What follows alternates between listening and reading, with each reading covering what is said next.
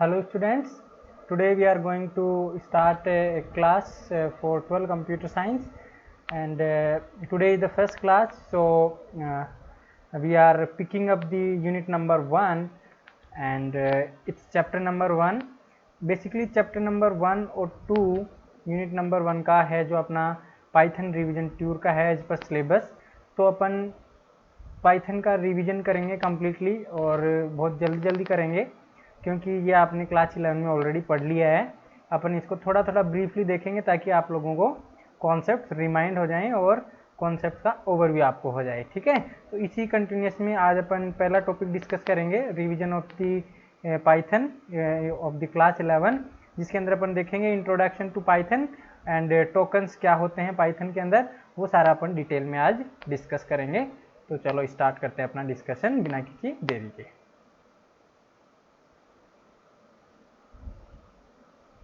तो सबसे पहले जैसा मैंने बताया अपने क्लास 11 के अंदर इंट्रोडक्शन टू पाइथन था, जिसके अंदर पहला ही चैप्टर था जिसमें अपन ने देखा था कि पाइथन क्या होता है। तो आप सभी को वैसे तो पता होगा, फिर भी मैं आपको बता देता हूँ। पाइथन एक general purpose high level programming language है। हाई लेवल क्यों बोलते हैं? क्योंकि ये अपन यूजर्स को अंडरस्टैंड करने में, राइट करने में काफ़ी ईजी रहती है। लेकिन कंप्यूटर के लेवल पे अपन जाते हैं तो कंप्यूटर तो ओनली मशीन लैंग्वेज समझता है।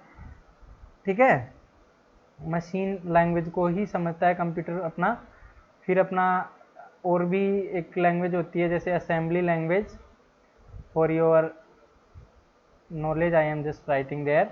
एंड देन यहाँ पे होती है अपनी हाई लेवल लैंग्वेज।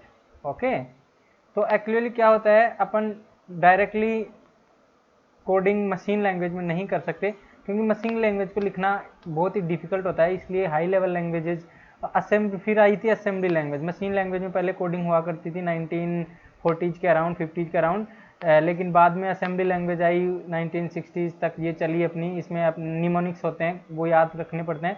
तो इन दोनों में कोडिंग करना काफ़ी डिफिकल्ट होता था क्योंकि इनको निमोनिक्स को याद करना काफ़ी प्रॉब्लम होता था, एरर भी काफ़ी ज़्यादा आया करती थी और ये मशीन डिपेंडेंट हुआ करती थी। इसके बाद में अपन ने क्या बनाया, एक हाई लेवल लैंग्वेज कॉन्सेप्ट करके आया था 1960-70s में।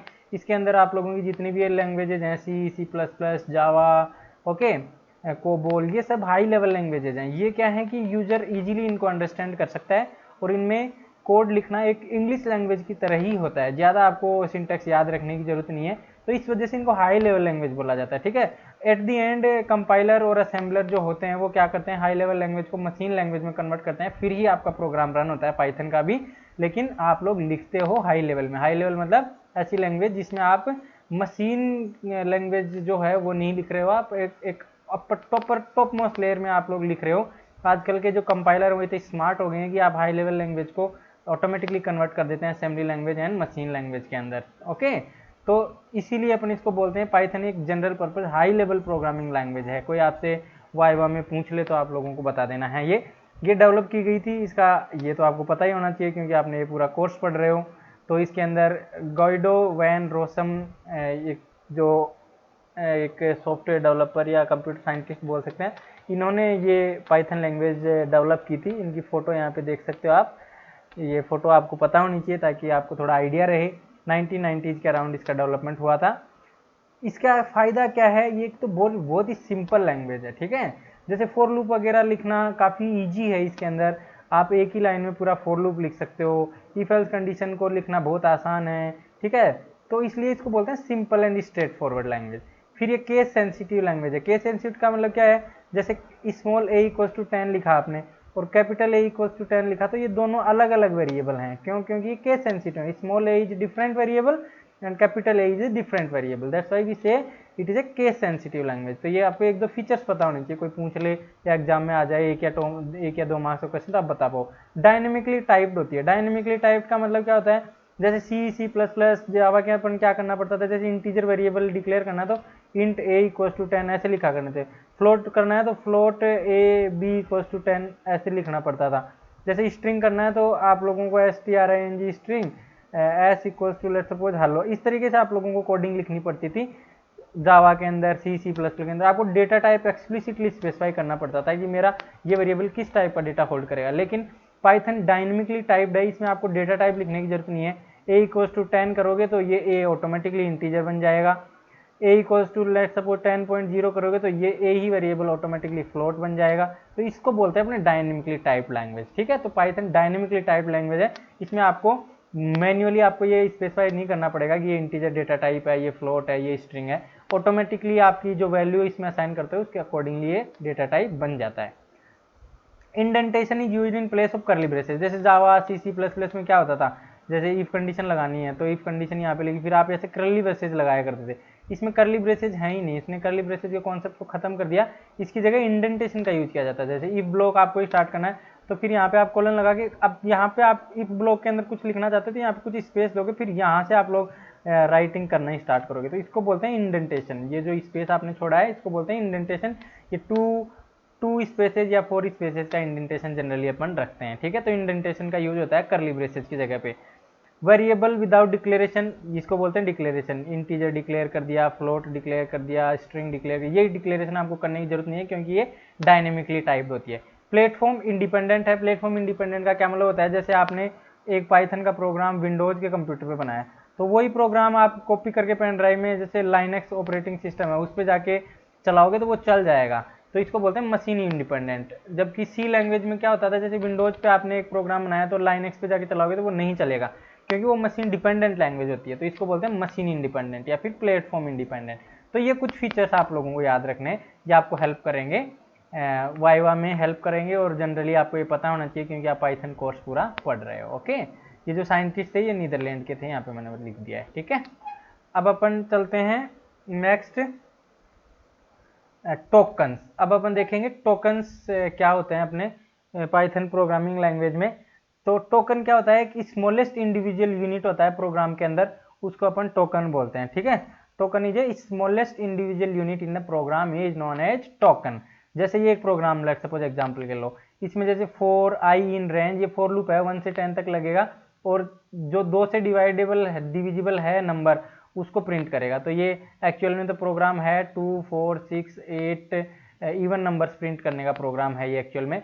तो अब इसमें देखो ये प्रोग्राम है छोटा सा, तो इसके अंदर जैसे 4 है, ये एक टोकन है, आई एक टोकन है, इन एक टोकन है, रेंज एक टोकन है, ये करली ब्रेस एक टोकन है, ये सर ओपन ब्रैकेट, ये 1 एक टोकन है, कोमा एक टोकन है, 10 एक टोकन है, ये क्लोज ब्रैकेट एक टोकन है, कोलन एक टोकन है। तो ये सारे छोटे छोटे जो इंडिविजुअल यूनिट्स होते हैं उनको अपन टोकन्स बोलते हैं प्रोग्राम में, पाइथन के अंदर।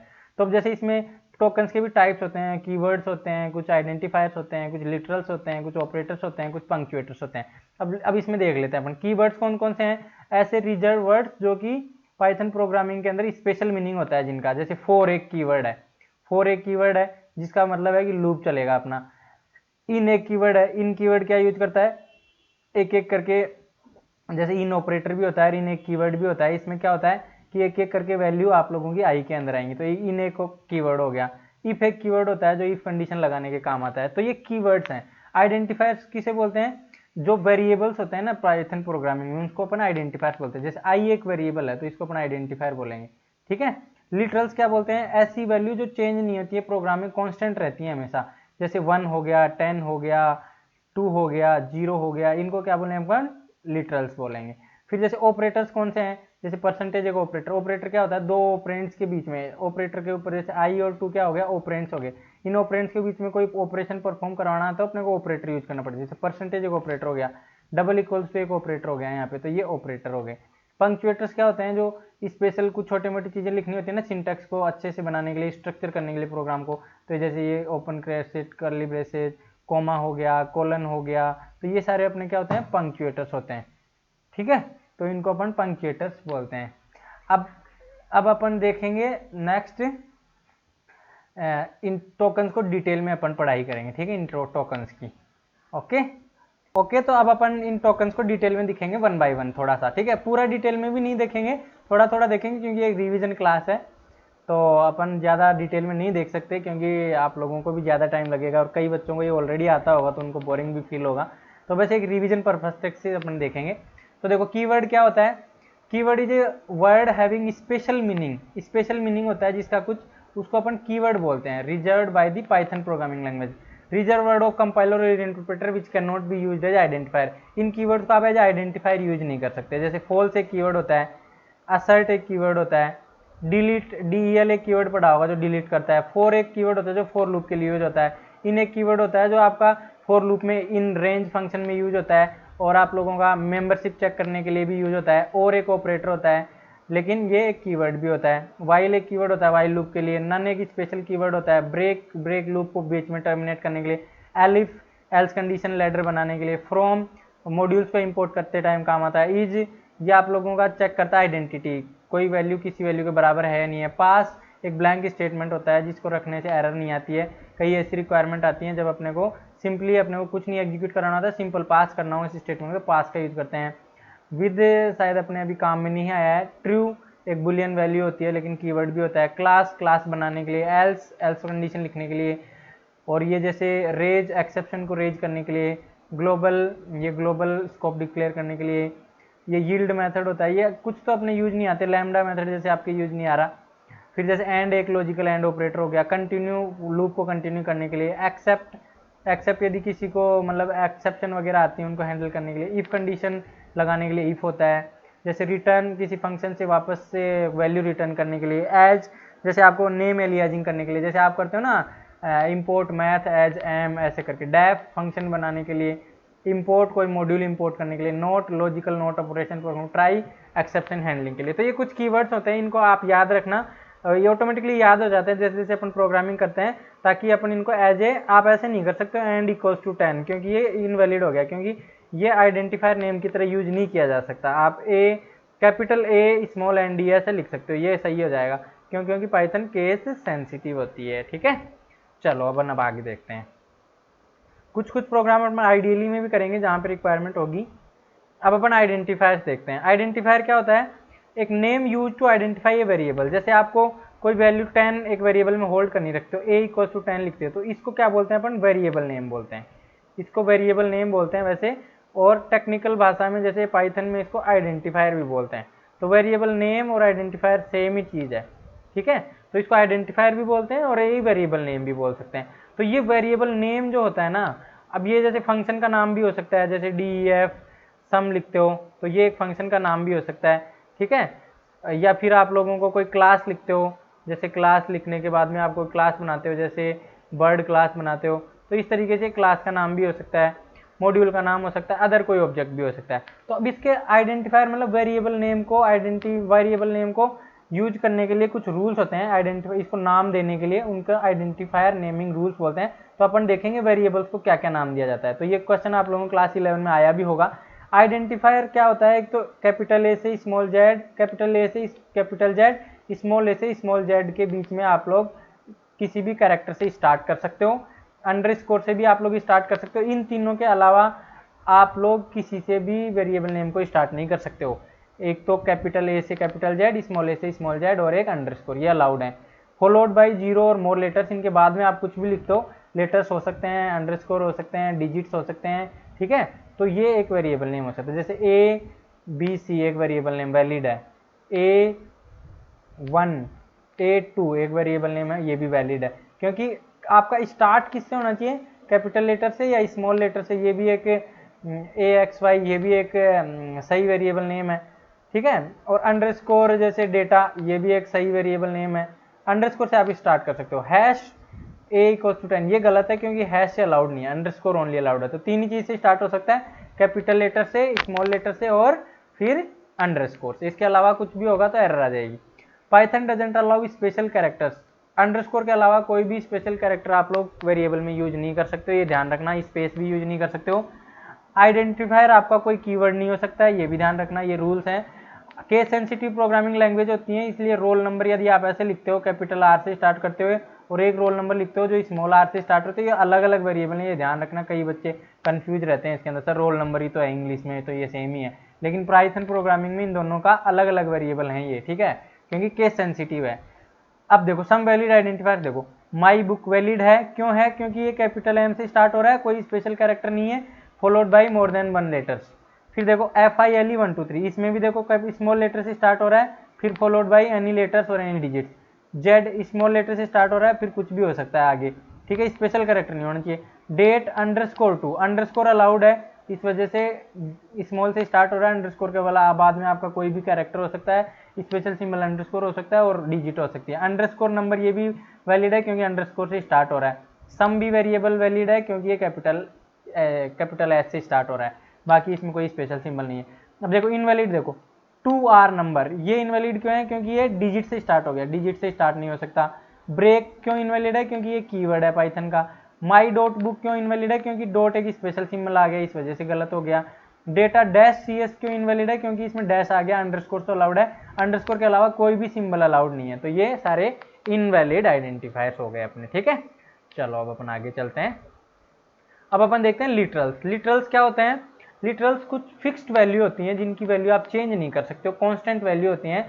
ये नंबर भी हो सकता है, टेक्स्ट भी हो सकता है, other data that represent values stored in variables, जो कि आप लोगों का डेटा होता है ना, जैसे a = 10 लिखते हो तो ये 10 लिटरल हो गया। ये किस टाइप का लिटरल हो गया? अब कई टाइप के होते हैं। a = हेलो लिख दे तो ये भी एक लिटरल हो गया, हेलो भी।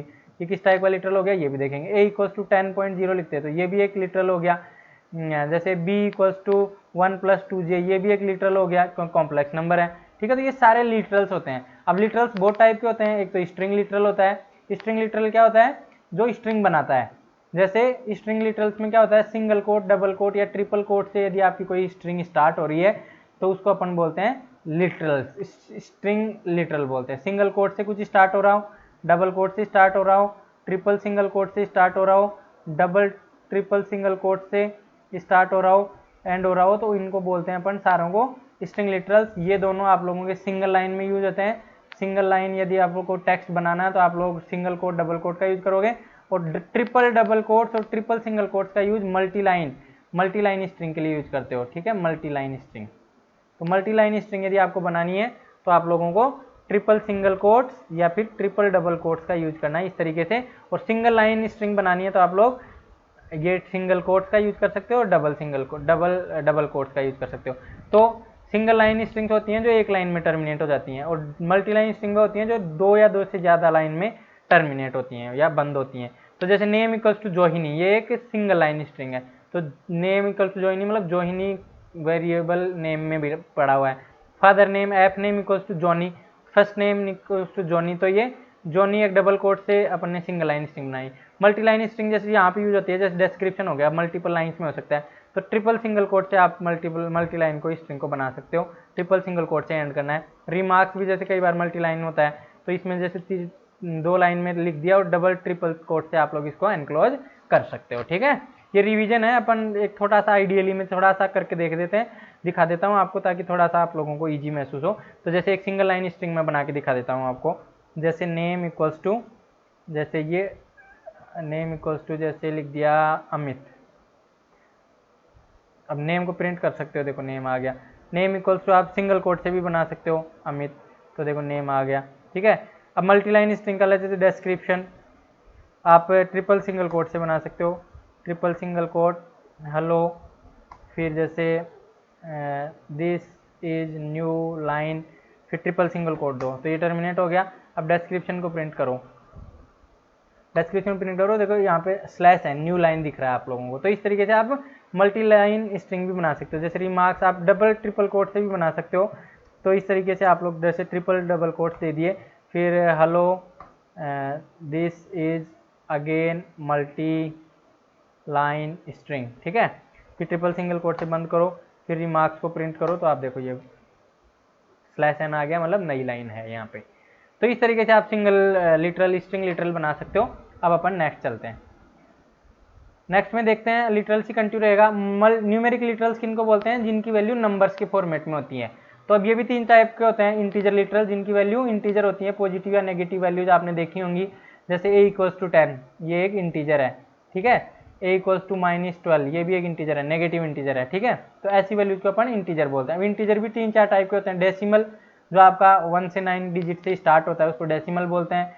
ऑक्टल फॉर्म, जिसके अंदर आपका 0 O से स्टार्ट होता है, 0 O से जो नंबर स्टार्ट होता है उसको ऑक्टल नंबर बोलते हैं। ऐसा नंबर जो 0x से स्टार्ट होता है उसको अपन हेक्साडेसिमल नंबर बोलते हैं। ये एग्जांपल दे सकते हो। ये तीनों फॉर्म आपको थोड़ा सा पता होना चाहिए।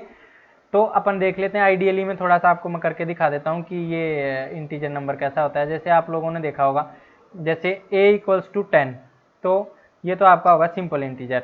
बी इक्वल्स टू जैसे 0 ओ, अब इसमें 0 से लेके 1 से लेके 7 तक के नंबर ही लिख सकते हो यहाँ पे, जैसे 7 लिख दोगे, 1 से 7 तक तो अलाउड है। अभी लेट्स सपोज आप ये ट्राई करो 008 करोगे तो गलत हो जाएगा, क्योंकि ऑक्टल नंबर में ओनली 1 से लेके 7 तक के नंबर ही आ सकते हैं। तो बी इक्वल्स टू आप लोग क्या लिखोगे 007, तो ये एक ऑक्टल नंबर बन गया। हेक्साडेसिमल नंबर में 0x, जैसे 0x बी रखोगे तो ये 11 को रिप्रेजेंट करता है, ठीक है। तो ए बी सी ये नंबर हो गए लेट सपोज। तो इस तरीके से आप इंटीजर लिटरल्स बना सकते हो। तीनों फॉर्म मैंने दिखा दी। हेक्साडेसिमल जो फॉर्म होती है उसमें आप लोगों की 0 से 9 तक का नंबर हो सकता है 0x के बाद में, और या तो आप 1 लिख सकते हो, 0x2 लिख सकते हो, 0x3 लिख सकते हो, 0xa लिख सकते हो, अप टू 0xf लिख सकते हो। 0fg नहीं लिखोगे, वो गलत हो जाएगा, तो ये आप लोगों को याद रखना है। फ्लोटिंग पॉइंट नंबर्स क्या होते हैं? ऐसे नंबर्स जो कि डॉटेड डेसिमल फॉर्मेट में डिस्प्ले किया जाता है, जैसे a इक्वल्स टू 12.5, तो ये एक फ्लोट पॉइंट नंबर हो गया। इसको रिप्रेजेंट करने के दो तरीके होते हैं, एक तो ट्रेडिशनल फॉर्म जो आप लोग यूज करते हो डेली रूटीन में, 0.92, 8.2, इस तरीके की को बोलते हैं ट्रेडिशनल। एक होती है एक्सपोनेंशियल फॉर्म। एक्सपोनेंशियल फॉर्म में क्या होता है, अपन e की रेस टू पावर में दिखाते हैं। जैसे आप लोगों को मैं बता दूं, जैसे ये 1e10 लिखा हुआ है, इसका मतलब क्या है? इसका ट्रेडिशनल फॉर्म क्या होगा? e का मतलब होता है 10 रेस टू पावर, जैसे 1e, यहाँ पे लेट सपोज 10 नहीं लिख के शायद 2 लिखो, थोड़ा सा ज्यादा हो गया। 1e और 10 लिखा, 1e2 लिखा, तो इसका मतलब क्या होगा? 1e को अपन 10 से रिप्लेस कर देते हैं और पावर जिसके बाद में जो नंबर होता है उसको पावर में लिख देते हैं। तो 1 इंटू 10 रेस टू पावर 2 100, तो ये 100 के इक्विवेलेंट हो गया। तो 1e2 को अपन क्या मान सकते हैं? 100 बोल सकते हैं, ठीक है। अब जैसे 1e-2 को क्या बोलेंगे? 1 इंटू 10 रेस टू पावर -2, तो 10 रेस टू पावर -2 1/100, तो 0.01 बोल सकते हैं। तो इस तरीके से आप लोग एक्सपोनेंशियल फॉर्म बनाते हो, ठीक है। तो मैं एक फ्लोटिंग पॉइंट नंबर का एग्जांपल आपको आइडियली पे फटाफट से करवा देता हूँ, क्योंकि इसमें अपने को ज़्यादा टाइम नहीं लेना, क्योंकि एक रिवीजन क्लास है, ठीक है। तो यहाँ पे देखो, जैसे मैंने लगाया NUM इक्वल्स टू जैसे 10.0, ठीक है, ये 10.0। अब मैं इसको कैसे लिख सकता हूँ?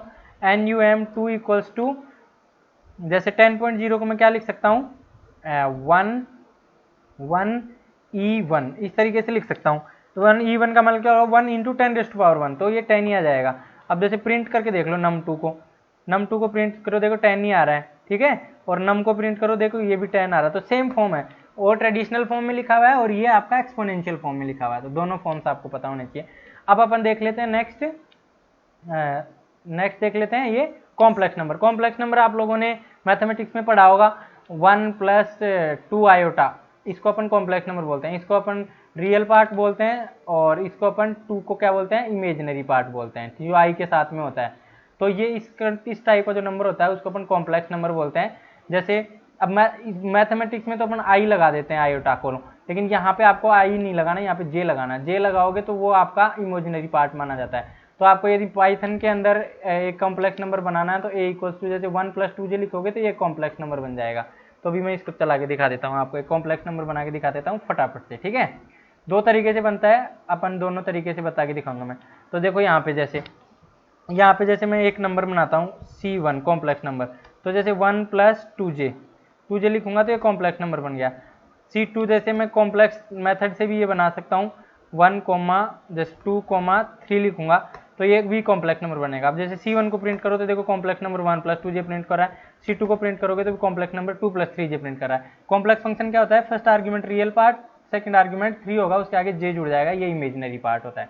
तो ये कॉम्प्लेक्स नंबर ऐसे बना सकते हो। डिटेल में आपको क्लास 11 में बता दिया गया है, मैं यहाँ पे ओवरव्यू दे रहा हूँ जस्ट, क्योंकि डिटेल में अपन पढ़ेंगे तो काफी लंबा टाइम आपको लग जाएगा, ठीक है। अब अपन आगे चलते हैं। ये आपका न्यूमेरिक लिटरल्स हो गया। अब दूसरा लिटरल होता है बुलियन लिटरल। बुलियन लिटरल में क्या होता है? आपका दो वैल्यू होती है, ट्रू और फॉल्स। तो यदि कोई वैल्यू आप लोगों की ट्रू को रिप्रेजेंट कर रही है तो आप ऐसे लिख सकते हो, is red equal to true, मतलब क्या रेड है? हाँ रेड है।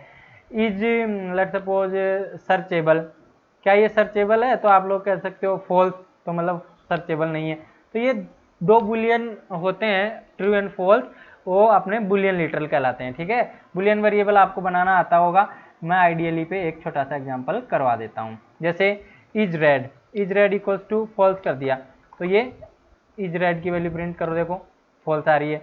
इज इक्वल्स टू ट्रू कर दिया, तो जैसे इस ग्रीन की वैल्यू को प्रिंट करो, देखो ट्रू आ जाएगी यहाँ पे, देखो ट्रू आ गई। तो बुलियन के दो बुलियन लिटरल्स होते हैं, ट्रू एंड फॉल्स। एक होता है स्पेशल लिटरल जिसकी वैल्यू नन होती है। ये स्पेशल लिटरल तब यूज किया जाता है जब लेट सपोज आपकी डेट है, एज है, लेट सपोज किसी स्टूडेंट की डाटा एज एंटर करवाना है और वो एज अभी आपके पास में अवेलेबल नहीं है, तो आप उसको एज वेरिएबल लेट सपोज आपको बनाना जरूरी है, तो आप लोग उसको नन से इनिशियलाइज कर सकते हो। मतलब अभी एज डेटा अवेलेबल नहीं है लेकिन फ्यूचर में इसमें डेटा आ सकता है, तो इस केसेज में आप लोग नन से कोई वेरिएबल इनिशियलाइज करवा के रख सकते हो।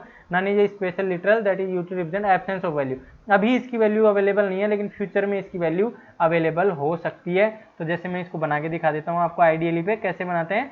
जैसे एज इक्वल्स टू नन, तो अब जैसे एज को प्रिंट कराओ तो नन कुछ नहीं आएगा, ब्लैंक आएगा। अब फ्यूचर में इसके अंदर आप डेटा डाल सकते हो, जैसे 12, तो एज की वैल्यू 12 हो गई। तो एज की वैल्यू नन होने का मतलब होता है कि एज के अंदर डेटा अभी पड़ा नहीं है, बाद में फ्यूचर में डेटा आएगा। तो ये आपका होता है स्पेशल लिटरल नन। तो इसके साथ आपका लिटरल्स खत्म होते हैं। अब अपन देख लेते हैं ऑपरेटर्स। ऑपरेटर्स क्या होते हैं?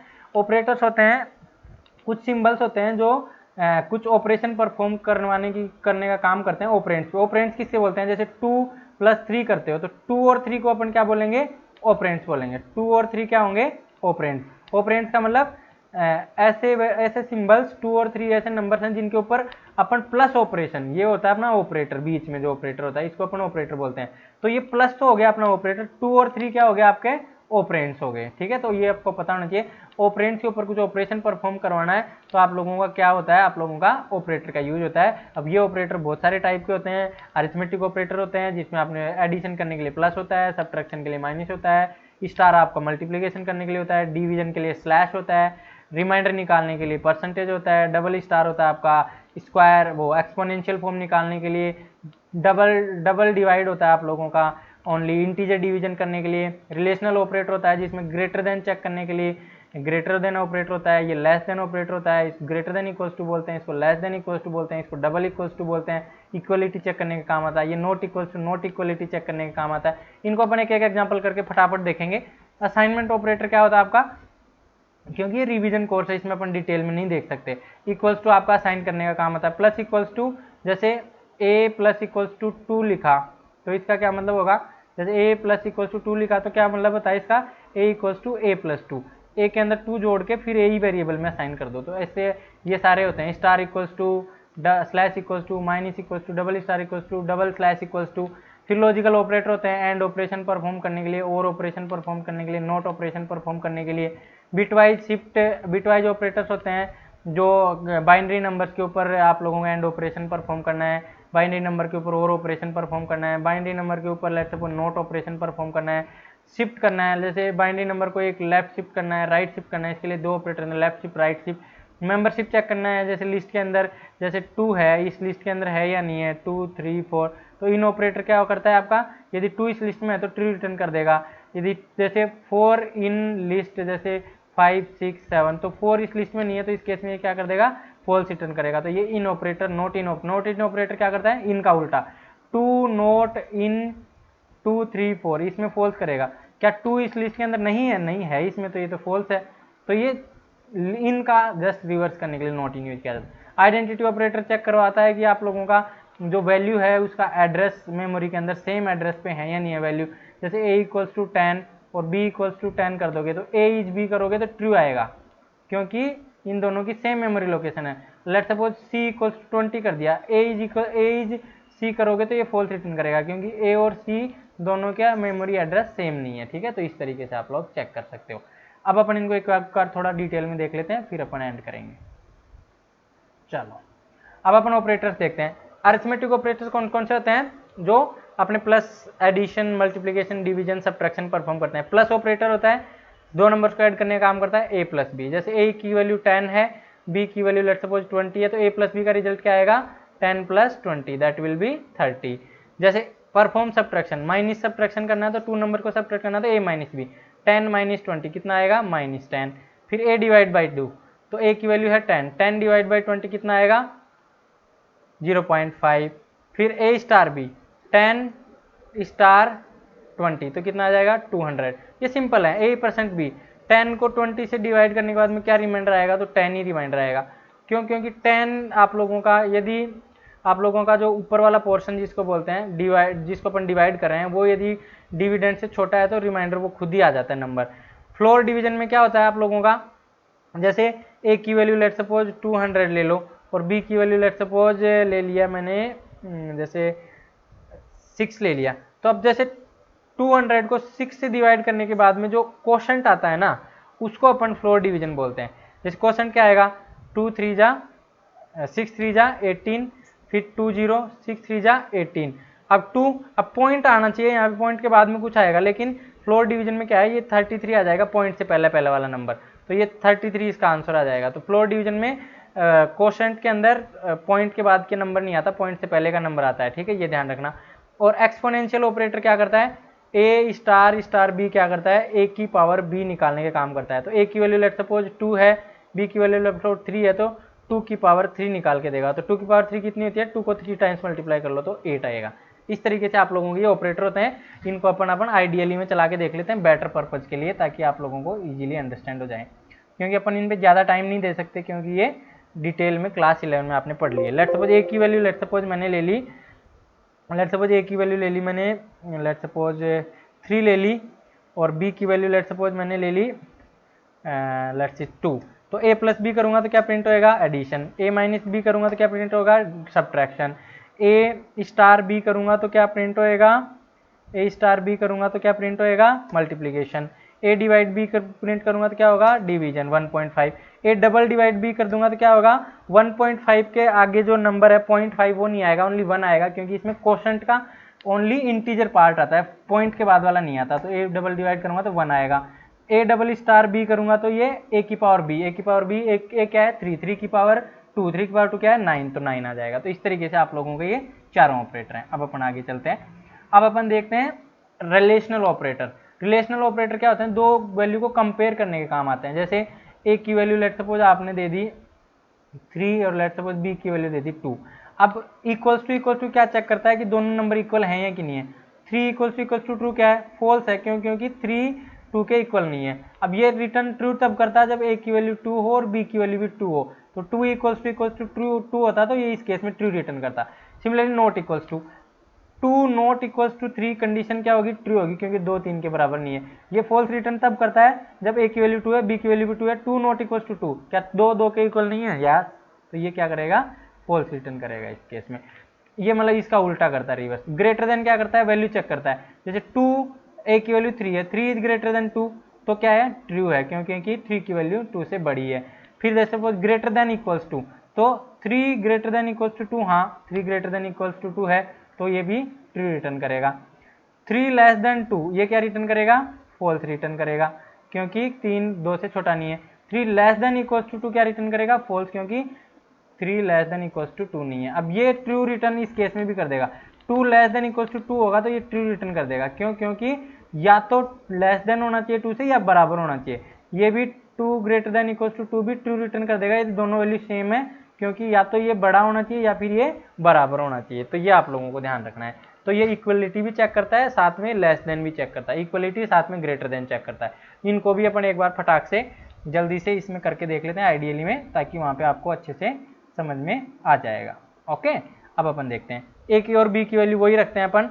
अब let's suppose A equals to B करता हूँ तो 3 इक्वल्स टू 2 फॉल्स आएगा। A not equals to B करता हूँ तो ट्रू आएगा। ए ग्रेटर देन बी करूँगा तो ट्रू आएगा।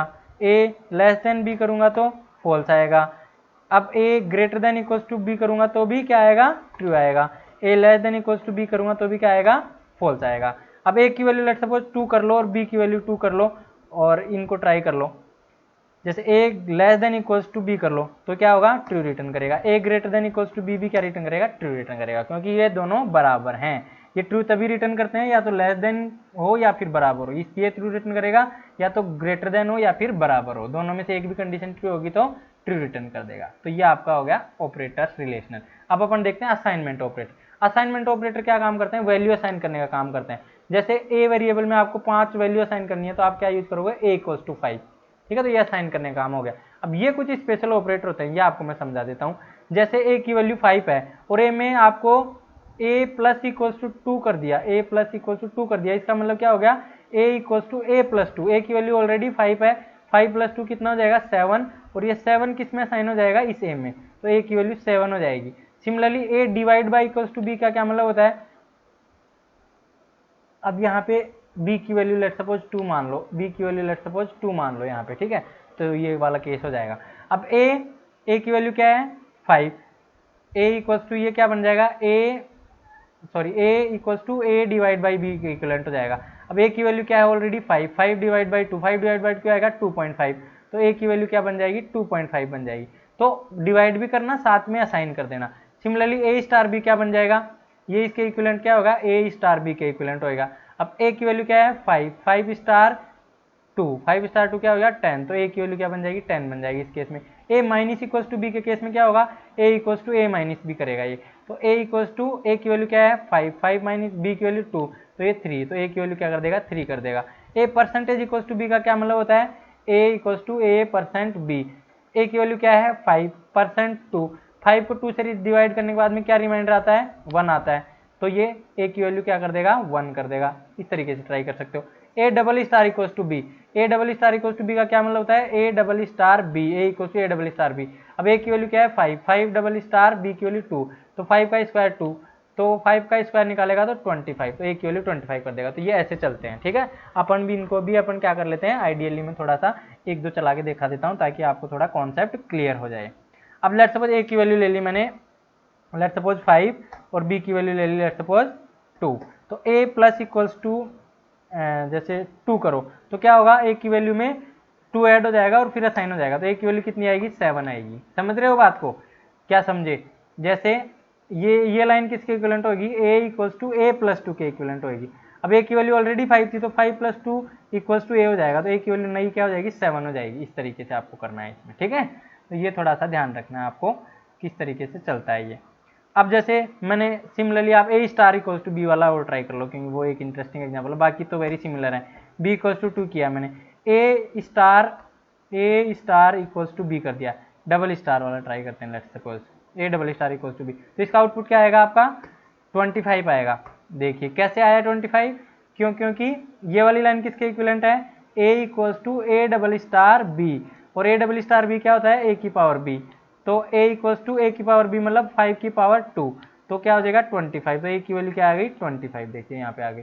तो इस तरीके से आपको ये असाइनमेंट ऑपरेटर साथ में कुछ ऑपरेशन परफॉर्म करके यदि यूज करना है तो plus equals to minus equals to reminder वाला यूज कर सकते हो, ये सारे मैंने बताए इनको यूज कर सकते हो। ये आपने ऑलरेडी ट्राई करने हैं क्लास 11 में, जस्ट यहाँ पे आपको रिवाइज करवा दिया है मैंने थोड़ा सा। अब अपन देखते हैं लॉजिकल ऑपरेटर। लॉजिकल ऑपरेटर क्या होता है, ऐसे ऑपरेटर जो लॉजिकल चेक करते हैं कि दो स्टेटमेंट ट्रू है या नहीं है। तो एंड के केस में आपको ये टेबल याद रखनी है। एंड में क्या हो सकता है, जैसे ए है और यहाँ पे बी है और ए एंड बी कर रहे हो तो क्या रिजल्ट आएगा, मैं एक टेबल बना देता हूँ आपको। ए और बी कर रहे हो तो क्या रिजल्ट आएगा, और नोट ए कर रहे हो तो क्या रिजल्ट आएगा, ये मैं आपको बता देता हूँ। जैसे ए की वैल्यू ट्रू है, बी की वैल्यू भी ट्रू है, लेट्स सपोज ए की वैल्यू ट्रू है, बी की वैल्यू लेट्स सपोज फॉल्स है, ए की वैल्यू जैसे फॉल्स है और बी की वैल्यू जैसे वो ट्रू है, और ए की वैल्यू फॉल्स है और बी की वैल्यू भी फॉल्स है। तो इस केस में चारों केसेस को बता देता हूँ। एंड के केस में क्या होता है, एक भी वैल्यू यदि फॉल्स हो जाती है तो पूरा रिजल्ट फॉल्स हो जाता है। तो ए एंड बी में फॉल्स हो गया इसमें तो ये फॉल्स आ गया, दोनों ट्रू है तो ट्रू आएगा, दोनों ट्रू होंगे तो ट्रू आएगा, बाकी सब केसेज में फॉल्स आएगा क्योंकि एक भी वैल्यू यदि फॉल्स हो जाती है एंड में तो सारा एक्सप्रेशन का रिजल्ट फॉल्स आता है। और के केस में क्या होता है, एक भी वैल्यू ट्रू है तो ट्रू आएगा, दोनों वैल्यू फॉल्स होंगी तो फॉल्स आएगी। तो लास्ट वाले के लिए दोनों वैल्यू फॉल्स हैं ए और बी की, तो उस केस में तो क्या आ जाएगा फॉल्स आ जाएगा आपका, बाकी तीनों केसेज में ट्रू आ जाएगा क्योंकि और के अंदर एक भी वैल्यू ट्रू है तो रिजल्ट आंसर ट्रू आएगा। नोट ए क्या करता है, जो जिसके आगे नोट लगा रहे हैं उसका रिवर्स ऑर्डर वो कर देगा, उल्टा कर देगा, ट्रू को क्या कर देगा फॉल्स कर देगा, तो यहाँ पे फॉल्स फॉल्स आ जाएगा क्योंकि ये ट्रू ट्रू है और यहाँ पे फॉल्स फॉल्स है तो ट्रू ट्रू कर देगा। तो ये रिवर्स कर देता है, रिवर्स ऑपरेशन परफॉर्म करवाना है, ट्रू को फॉल्स में फॉल्स को ट्रू में, तो आप लोग क्या करोगे नोट ए लगा दोगे, ठीक है। तो अब अपन ये देखो यहाँ पे देखो ये प्रोग्राम छोटा सा बना है, ए इक्वल्स टू 30 है, बी इक्वल्स टू 20 है। तो अब देखो ए इक्वल्स टू 30 क्या रिटर्न करेगा, मैंने अभी बताया था, क्या 30 की वैल्यू 30 के बराबर है, हाँ जी है, तो ये तो क्या हो गया ट्रू हो गया, फिर एंड लगाया हुआ है, फिर क्या है बी इक्वल्स टू 20, 20 बी की वैल्यू 20 है, 20 क्या 20 के इक्वल है, हाँ जी इक्वल है, तो दोनों ट्रू हो गए। अब दोनों ट्रू होते हैं एंड के अंदर, तो क्या होता है, रिजल्ट ट्रू आता है। तो ये ओवरऑल जो रिजल्ट है वो क्या बन जाएगा, आपका ट्रू बन जाएगा और ये कंडीशन ट्रू हो जाएगी और आपका हेलो प्रिंट हो जाएगा। इस तरीके से आप लोग चेक कर सकते हो। अब अपन इसको आइडियली में थोड़ा सा चला के देख लेते हैं एक बार, ठीक है। आइडियली में चलाना इंपॉर्टेंट है, अदरवाइज कोई फायदा नहीं है। जैसे ए की वैल्यू 20 रख ली, बी की वैल्यू लेट सपोज मैंने 30 रख ली एक बार के लिए। फिर मैंने लेट सपोज यहाँ पे मैं डायरेक्टली एक्सप्रेशन लिख रहा हूँ, इफ कंडीशन नहीं लिख रहा। A and A is greater then, let suppose मैं लिख रहा हूँ 20। क्या ए की वैल्यू 20 से बड़ी है, बताओ। और यहाँ पे लिख देता हूँ and B is less than, B is equal to 30। तो देखो इसमें क्या है, ए की वैल्यू 20 से बड़ी है क्या, नहीं है, क्योंकि 20 से बड़ा नहीं हो सकता है। 20 इज ग्रेटर देन 20 कंडीशन क्या आएगी, फॉल्स आएगी। और यहाँ पे b इक्वल टू 30, बी की वैल्यू 30 इक्वल टू क्या है, इक्वल टू 30 है, तो ये क्या आएगी, ट्रू आएगी। अब false and true, false and operator में आपको पता है एक भी वैल्यू फॉल्स हो गई तो ओवरऑल रिजल्ट क्या आएगा, फॉल्स आएगा। तो इसका आउटपुट क्या प्रिंट होएगा, आपका फॉल्स प्रिंट होएगा, ठीक है। तो अपन इसको चला के देखते हैं, देखना। ओके, तो ये आपका फॉल्स प्रिंट होना चाहिए। देखो फॉल्स प्रिंट हो रहा है, क्यों, क्योंकि एक वैल्यू फॉल्स हो गई। अब अपने एक ट्रू का केस देख लेते हैं, और का केस देख लेते हैं। इसी में और लगा के देखते हैं, सेम ही कंडीशन लगा देते हैं और लगाते हैं। जैसे मैं इसी को कॉपी कर लेता हूँ, मेरे बीच में एंड की जगह क्या लगा देता हूँ, और लगा देता हूँ। अभी देखना इम्पैक्ट अब क्या होगा, देखो आप बताओ मेरे को, अब क्या होगा। और के केस में क्या होता है, फॉल्स और ट्रू। अब और के केस में एक भी ट्रू होता है, और रिजल्ट क्या बन जाता है, ट्रू बन जाता है। तो ये कंडीशन क्या हो जाएगी, अब इस केस में क्या आएगा, आउटपुट ट्रू आएगा, क्योंकि ये फॉल्स वाला केस और ट्रू में एक भी ट्रू होने से और ट्रू रिटर्न करता है। देखो ट्रू आ गया। अब नोट चेक कर लो, नोट देखो, नोट क्या करता है। अब जैसे मैंने लगाया नोट और फिर ए इज ग्रेटर देन 20। अब ए इज ग्रेटर देन 20 तो फॉल्स है, इसके आगे नोट लगा दिया तो क्या रिटर्न करेगा, ट्रू रिटर्न करेगा। और अब simple A is greater than 20 check करो, देखो ए इज ग्रेटर देन 20 तो फॉल्स है, इसके आगे नोट लगा देने से क्या हुआ, देखो नोट लगा देने से क्या हुआ, ये फॉल्स को ट्रू में कन्वर्ट कर दिया इसने। तो नोट का मतलब जस्ट रिवर्स करने काम आता है, ठीक है। तो ये आपको थोड़ा सा ओवरव्यू दे दिया है मैंने, चला के इसको दिखा दिया है। अब अपन आगे चलते हैं। अब अपन देखते हैं बिटवाइज एंड बिटवाइज और। बिटवाइज एंड का मतलब क्या होता है, आपको बिटवाइज एंड और बिटवाइज और ऑपरेटर ये आप लोगों के ओनली बाइनरी नंबर्स पे चलता है। सबसे पहले जैसे 10 एंड 20 कैलकुलेट करना है, तो सबसे पहले आपको बाइनरी में कन्वर्ट करना आना चाहिए 10 और 20 को। तो मैं डायरेक्टली कर रहा हूँ, बाइनरी में कन्वर्ट करना मैं नहीं सिखाऊंगा यहाँ पे, क्योंकि ये आपको क्लास 11 में सिखा दिया गया होगा। जैसे मैं 10 को बाइनरी में कन्वर्ट करता हूँ, तो ये मेरा फॉर्मूला है, ये देख लो, यदि आपको समझ में आता है तो, नहीं समझ में आता है तो कोई बात नहीं। ओके, तो जैसे 10 का बाइनरी नंबर क्या होगा, जिस किन दो नंबर्स का कॉम्बिनेशन का सम 10 आ रहा है, तो ये 1 0 1 0, तो ये 10 का बाइनरी नंबर हो गया। तो 10 को मैं लिखूंगा यहाँ पे 1 0 1 0, तो ये मेरा ए बन गया, ठीक है। Let's suppose A equal to 10 लिखा आपने, बी इक्वल टू 20 है। अब बी की वैल्यू 20 है, 20 किन कॉम्बिनेशन से सम 20 आ रहा है, 16 के नीचे 1 लिख दूँ, यहाँ पे 1 लिख दूँ, यहाँ 14 4 के नीचे 1 लिख दूँ, तो ये कॉम्बिनेशन से मेरा क्या आ रहा है, 1 आ रहा है, ठीक है। तो ये यहाँ पे 0 आप लेफ्ट में लगा सकते हो, क्योंकि ये 5 डिजिट का हो गया, ये 4 डिजिट का, इसलिए लेफ्ट में 0 आप लगा सकते हो, कोई फर्क नहीं पड़ता बाइनरी नंबर में। अब ये क्या हो गया, 1 0 1 0 0। तो अब ए क्या बाइनरी नंबर लिख लेना, बी का binary number. A and B कैसे निकालते हैं, दोनों का एंड कर देते हैं। अब देखो बिट वाइज एंड होता है, तो 0 0 0 को फॉल्स माना जाता है, 1 को ट्रू माना जाता है। तो ए एंड बी में जैसे कर रहा हूं, तो क्या होगा, 0 0, एक भी फॉल्स तो आउटपुट फॉल्स, एक भी फॉल्स तो आउटपुट फॉल्स, एंड में एक भी फॉल्स, 0 का मतलब फॉल्स, 0 0, तो आउटपुट क्या आएगा आपका, कंप्लीटली 0 0 0 0 आएगा, क्योंकि ये एंड ऑपरेशन। और ऑपरेशन में क्या होता है, एक भी ट्रू होता है तो आउटपुट 1 आ जाता है। तो और करोगे तो क्या होगा, जहां जहां 1 है वहां 1 आ जाएगा दोनों में से। तो 0 0 तो 0 आएगा, 1 0 1 आ जाएगा, 0 1 1 आ जाएगा, 1 0 1 आ जाएगा, 1 0 1 1 आ जाएगा। तो ये आ जाएगा आपका 1 1 1 1 0। अब इसको बाइनरी में कन्वर्ट, डेसिमल में कन्वर्ट करो, रिजल्ट आपका डेसिमल में आएगा। तो इसको डेसिमल में कन्वर्ट करोगे तो आप कर लो 1 2 4 8 16, तो 16 और 8 24 28 और 30, तो इसका आउटपुट आएगा 30, ठीक है। और नोट ए क्या करता है, रिवर्स कर देता है। नोट ए, तो जैसे ए की वैल्यू क्या है, 1 0 1 0 है, 1 0 1 0 को नोट करेंगे तो क्या होगा, 1 0 1 0, इस तरीके से हो जाएगा। अब इसका करेंगे तो 1 2 4 4 और 1 5 आएगा, तो इस तरीके से इसका आउटपुट 5 आएगा। अब लेफ्ट शिफ्ट क्या करता है, जैसे लेफ्ट शिफ्ट 1 लगा दिया यहाँ पे, राइट शिफ्ट 1 कर दिया, तो ये एक बिट को लेफ्ट में शिफ्ट कर देगा। जैसे ए को आप लेफ्ट शिफ्ट में कर रहे हो, तो ए में क्या पड़ा हुआ है, लेट्स सपोज ये पड़ा हुआ है 1 0 1 0 पड़ा हुआ है। अब ए लेफ्ट शिफ्ट आप 1 कर रहे हो तो एक लेफ्ट वाली बिट क्या हो जाएगी आपकी, बाहर चली जाएगी यहाँ से कूद के, तो ये लेफ्ट वाली बिट इस साइड में आएगी, तो क्या होगा आपका ये 1 यहाँ आ जाएगा, इस 0 की जगह ये 0 यहाँ आ जाएगा, इस 1 की जगह 0 की जगह ये 1 यहाँ आ जाएगा, लेफ्ट शिफ्ट हो जाएगा एक्चुअल में, यहाँ लेफ्ट शिफ्ट हो गया और इस साइड में 0 इंसर्ट कर दो, तो ये जो नंबर बनेगा ये लेफ्ट शिफ्ट नंबर हो गया। अब राइट शिफ्ट में क्या होता है, इसका उल्टा होता है, राइट शिफ्ट में क्या होगा आपका बिट राइट में शिफ्ट हो जाती है, तो ये 0 उधर निकल जाएगा, तो ये 0 तो इस साइड में ये डिस्ट्रॉय हो जाएगा, यहाँ पे 1 आ जाएगा, यहाँ पे 0 आ जाएगा, यहाँ 1 आ जाएगा, ये एक एक आगे बढ़ गए और यहाँ पे जो पोजीशन खाली हुई उस केस में आपका यहाँ 0 फिलअप हो जाएगा। तो ये जब आप लेफ्ट शिफ्ट करते हो कोई भी ऑपरेटर तो 2 से मल्टीप्लाई होता है नंबर एवरी टाइम, और जब आप राइट शिफ्ट करते हो ऑपरेटर को तो ये डिवाइड बाई 2 होता है एवरी टाइम, क्योंकि देखो यहाँ ये नंबर चेक करोगे तो 1 2 4 8 16 तो ये 20 हो गया, ए की वैल्यू तो 10 थी, लेफ्ट शिफ्ट करने से क्या होगी ए की वैल्यू 20 बन जाएगी आपकी, और यहाँ पे देखो राइट शिफ्ट करने से क्या होगा, पहले 10 थी अभी क्या बन गई 1 2 4, अभी क्या बन गई 5, तो ये डिवाइड बाई 2 हो जाता है। तो लेफ्ट शिफ्ट के अंदर तो मल्टीप्लाई बाई 2 होता है, राइट शिफ्ट में डिवाइड बाई 2 होता है, तो ये आप लोगों को ध्यान रखना है। अब अपन इसको करके दिखा देता हूं मैं, ये मैंने आपको क्विकली करके बताया क्योंकि ये रिवीजन क्लास है, इसमें आपको डिटेल में नहीं बताएंगे क्योंकि क्लास 11 में ऑलरेडी आपने इसको पढ़ रखा है, ठीक है। यदि आपको डिटेल में देखना है तो क्लास 11 का मैं ऑपरेटर्स वाला चैप्टर में आपका लिंक बता दूंगा फ्यूचर में, जब भी मैं बनाऊंगा तो आप वहाँ पे डिटेल में देख सकते हो, ठीक है। यहाँ पे थोड़ा फास्ट अपन चलेंगे वरना आपको नया सिलेबस, आपको क्लास 12 का सिलेबस आपका नहीं हो पाएगा, ठीक है। तो इसलिए अपन इसको, अब लेट्स सपोज ए की वैल्यू मैंने 10 कर दी और बी की वैल्यू जैसे 20 कर दी।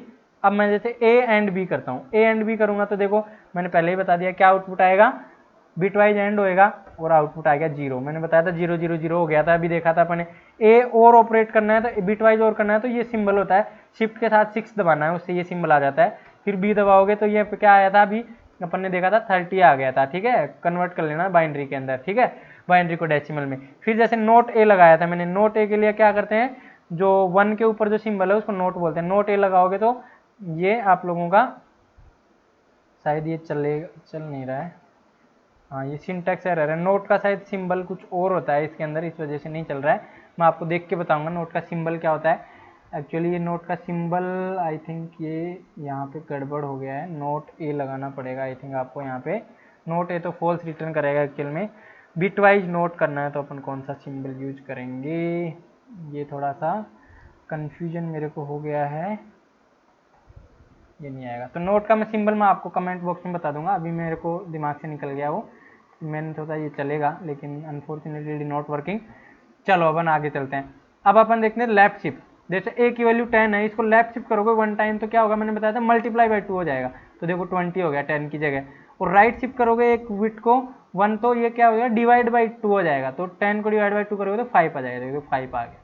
तो लेफ्ट शिफ्ट में जितनी बार लेफ्ट शिफ्ट करोगे उतनी बार मल्टीप्लाई हो जाएगा, जैसे एक को 2 टाइम लेफ्ट शिफ्ट करोगे तो 20 इंटू 2 40 आएगा, और एक को यदि 2 टाइम्स राइट शिफ्ट करोगे तो 5 डिवाइड बाई 2 अगेन, तो आप लोगों का 2 आ जाएगा। तो देखो ऐसे चलता रहता है, ठीक है, तो ये ध्यान रखना।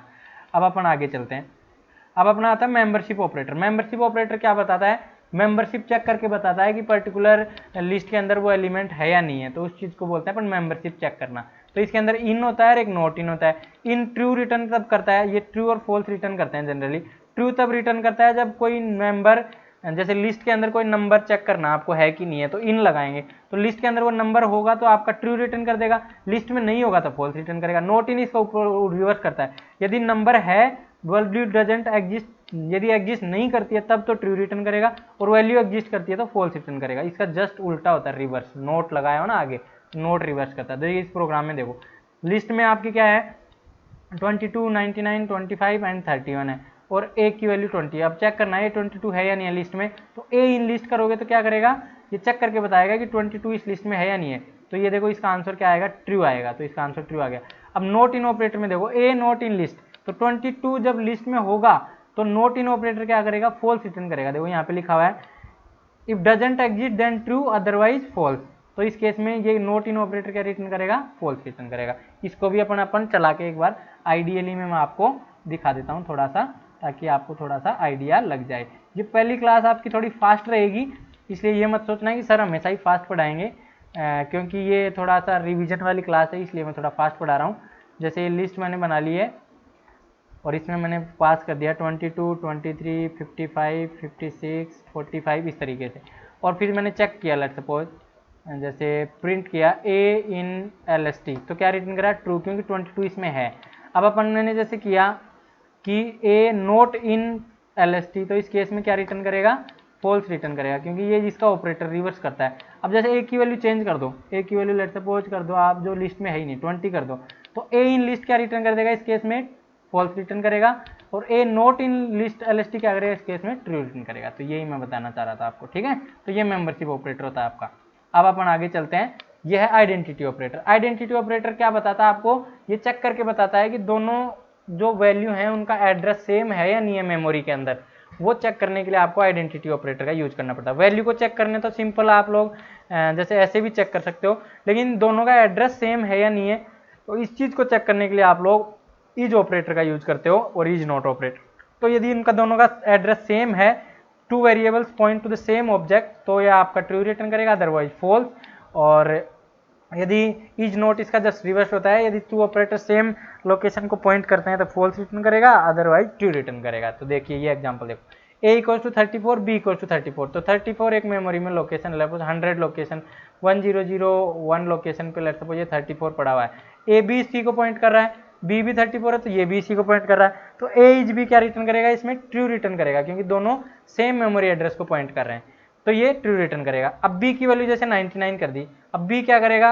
इस 34 को नए पॉइंट करके एक नई लोकेशन को पॉइंट करने लग जाएगा 99 को, जो कि 1002 है लेट्स सपोज। तो इस केस में दोनों का एड्रेस सेम नहीं है, इसका 1001 है, इसका 1002 है, तो इस केस में क्या रिटर्न करेगा? ये फॉल्स रिटर्न करेगा। तो इसी वजह से ये आउटपुट एक बार तो ट्रू आया है, दूसरी बार फॉल्स आया है। स्ट्रिंग के केस में थोड़ा इंटरेस्टिंग होता है, जैसे स्ट्रिंग 1 इक्वल्स टू इंडिया किया, स्ट्रिंग 2 इक्वल्स टू इंडिया किया, तो ये दोनों स्ट्रिंग सेम लोकेशन को रेफर कर रही हैं, तो इस केस में ये क्या करेगा? इक्वल्स टू तो ट्रू रिटर्न करेगा, और इज ऑपरेटर भी आपका ट्रू रिटर्न करेगा यदि ये सेम लोकेशन को पॉइंट कर रही हैं तो, ठीक है। अब अपन इसको चला के देख लेते हैं अपने आईडीएलई के अंदर। तो ये मेरा आईडीएलई में चलाता हूँ, आईडीएलई में ओपन करूंगा। यहाँ पे लेट सपोज ए की वैल्यू ले दी मैंने 30, और बी की वैल्यू भी लेट सपोज मैंने लिख दी जैसे 20। तो आप लोगों को यदि देखना है कि इसका एड्रेस क्या है, तो आईडी फंक्शन होता है। आईडी फंक्शन पाइथन का क्या रिटर्न करता है? उस पर्टिकुलर मेमोरी का जो वेरिएबल है, जो इस वैल्यू को स्टोर किया, उसका एड्रेस रिटर्न करता है। तो यहाँ पे देखो आईडी ऑफ ए और आईडी ऑफ बी सेम आ रही है, ठीक है। आईडी ऑफ ए और आईडी ऑफ बी सेम नहीं आ रही है यहाँ पे, क्यों? क्योंकि ए की वैल्यू 30 है और बी की वैल्यू क्या है? 20 है, इसलिए दोनों की आईडी सेम है। तो ए इज ऑपरेटर क्या रिटर्न करेगा? फॉल्स रिटर्न करेगा। यदि दोनों आईडी सेम होती तो ये रिटर्न ट्रू करता। अब जैसे ए की वैल्यू भी, जैसे बी की वैल्यू 30 कर दो, बी की वैल्यू क्या कर दो? 30 कर दो। अब इसकी आईडी चेक करो, आईडी मतलब एड्रेस चेक करो बी का, तो देखो ये एड्रेस, ए का एड्रेस देखो ये आ रहा था, बी का एड्रेस भी सेम आ रहा है, तो अब ए इज ऑपरेटर आपका ट्रू रिटर्न करेगा। तो आईडी यदि सेम होती है तो ये क्या करता है? एड्रेस, आईडी का मतलब होता है एड्रेस, एड्रेस यदि सेम है तो आप लोगों का क्या होगा? ये ट्रू रिटर्न करेगा इज ऑपरेटर, अदरवाइज फॉल्स। अब ए इज नॉट बी क्या रिटर्न करेगा? इस केस में फॉल्स रिटर्न करेगा। यदि दोनों की आईडी सेम नहीं है, सेम है तो फॉल्स रिटर्न करेगा। और जैसे बी की वैल्यू मैंने 20 कर दी, तो अब आईडी क्या होगी? बी की ए से डिफरेंट हो गई, तो ए इज नॉट ऑपरेटर क्या करेगा? इस केस में ट्रू रिटर्न करेगा। तो देखो ट्रू रिटर्न कर रहा है। अब जैसे स्ट्रिंग का केस देख लो, एक s1 इक्वल्स टू मैंने हेलो लिखा, HELLO, और इसकी आईडी चेक करी मैंने, इसकी आईडी क्या है? S1, तो यह है। S2 इक्वल्स टू मैंने लिखा हेलो, सेम हेलो लिखा मैंने, और S2 की आईडी भी मैं चेक करता हूँ, जैसे आईडी और S2 वेरिएबल, तो देखो दोनों की आईडी क्या आ रही है? सेम आ रही है। तो यहाँ पे क्या करेंगे? S1 इज S2, तो आपका ये ट्रू रिटर्न करेगा। अब आप ऐसे भी कर सकते हो, S1 जैसे ऐसे देखो, ID of double quote hello, तो इसकी आईडी देखो ये सेम ही है, हेलो की आईडी हमेशा सेम आएगी। तो S1 इज, आप हेलो भी करोगे ऐसे भी करोगे तो आईडी सेम आएगी, तो ट्रू रिटर्न करेगा। तो ये आप लोगों को ध्यान रखना है, जब दोनों का एड्रेस सेम होता है तो ट्रू रिटर्न करता है, अदरवाइज फॉल्स रिटर्न करता है। एड्रेस कैसे चेक करते हैं ये मैंने आपको बता दिया है, आईडी फंक्शन का यूज करते हैं, ठीक है। अब लास्ट टॉपिक है टोकन, अपना लास्ट टोकन है वो पंक्चुएटर। पंक्चुएटर क्या होते हैं? कुछ स्पेशल सिंबल जो अपन यूज करते हैं पाइथन का कोड लिखते टाइम, तो अपन कुछ टाइम जैसे स्ट्रिंग बनाने के लिए ए इक्वल्स टू जैसे हेलो लिखते हैं, तो ये क्या होते हैं? ये पंक्चुएटर्स हैं, ये जो लगाए हैं मैंने। डब इक्वल्स टू क्या है? एक पंक्चुएटर है। जैसे ए प्लस इक्वल्स टू 2 करते टाइम आप प्लस इक्वल्स टू यूज करते हो, ये भी एक पंक्चुएटर है। जैसे इफ कंडीशन लिखते टाइम आप ए इज ग्रेटर देन 2 फिर ये कोलन लगाते तो ये भी एक पंक्चुएटर है। ए इक्वल्स टू 10 लिखते तो ये इक्वल्स टू भी एक पंक्चुएटर है। ठीक है, तो ये सारे आपने जितने भी ऑपरेटर्स पढ़े हैं इनके जो सिंबल्स होते हैं उनको अपन ये बोलते हैं पंक्चुएटर। जैसे a comma b equal to 10 comma 2 multiple assignment करते हो तो ये कोमा लगाते हो तो ये भी क्या होता है, एक पंक्चुएटर होता है। जैसे किसी वेरिएबल की वैल्यू एक्सेस करने के लिए जैसे 10.20 लिखते हो तो पॉइंट ये आपका है, ये भी एक पंक्चुएटर है। सिंगल कोट्स लगाते हो आप, ये भी एक पंक्चुएटर है। डबल कोट्स लगाते हो ये पंक्चुएटर। लिस्ट बनाते टाइम ये सिंगल कोट डबल कोट ये वाला लगाते हो, स्क्वायर ब्रैकेट ये भी पंक्चुएटर है। टप्पल बनाते टाइम आप ये वाला लगाते हो तो ये भी एक पंक्चुएटर है। तो ये सारे पंक्चुएटर हैं। हैश सिंबल लगाते हो आप कमेंट करने के लिए तो ये भी एक पंक्चुएटर है। बैक स्लैश लगाते हो slash N new line insert करने के लिए ये भी पंक्चुएटर है। ठीक है, इक्वल्स टू सेमीकोलन ये सब पंक्चुएटर्स हैं। ये सारे अपन ने एक एक करके देखे हैं, कई बार आपने देखे होंगे। डबल स्टार इक्वल्स टू ये एक्सपोनेंशियल कैलकुलेट करने का तो ये भी एक पंक्चुएटर है। ठीक है, तो ये सारे अपने क्या होते हैं, पंक्चुएटर्स होते हैं जो कि आपके प्रोग्राम को राइट करने में ग्रामेटिकली सही लिखने में आपकी हेल्प करते हैं। ठीक है, तो ये आप लोगों का इसके साथ में इंट्रोडक्शन टू पाइथन और ऑपरेटर्स खत्म होता है। Thank you so much for watching and यदि आप लोगों को ये वीडियो पसंद आया तो आप इसको लाइक कीजिए और अपने क्लासमेट्स के साथ भी शेयर कीजिए ताकि सभी को बेनिफिट हो सके। यदि आप मेरे से रेगुलरली जुड़ना चाहते हो तो फेसबुक पेज को लाइक कर सकते हो, ट्विटर पे भी मेरे फॉलो कर सकते हो, टेलीग्राम पे आप मोबाइल से डायरेक्टली मेरे से जुड़ना चाहते हो तो टेलीग्राम पे मेरे को फॉलो कर सकते हो, फेसबुक ग्रुप ज्वाइन कर सकते हो कोई क्वेरी पूछने के लिए, वेबसाइट को विजिट कर सकते हो रेगुलर अपडेट्स के लिए। ठीक है, तो अपन नेक्स्ट लेक्चर में मिलते हैं। अब उसमें अपन देखेंगे मोर पाइथन के कुछ रिवीजन टूर में अपन देखेंगे कुछ और इफ एल्स कंडीशन वगैरह। तो अपन रिवीजन टूर को जल्दी जल्दी खत्म करेंगे ताकि अपन अपने एक्चुअल सिलेबस पे मूव कर सकें, क्योंकि ये भी रिवीजन टूर भी आप लोगों का सिलेबस में मेंशन कर रखा है, इसलिए इसको जल्दी से जल्दी अपने को फिनिश करना जरूरी है ताकि आप लोगों के दिमाग में थोड़ा सा रिवाइज हो जाए। Thank you so much and see you in the next class.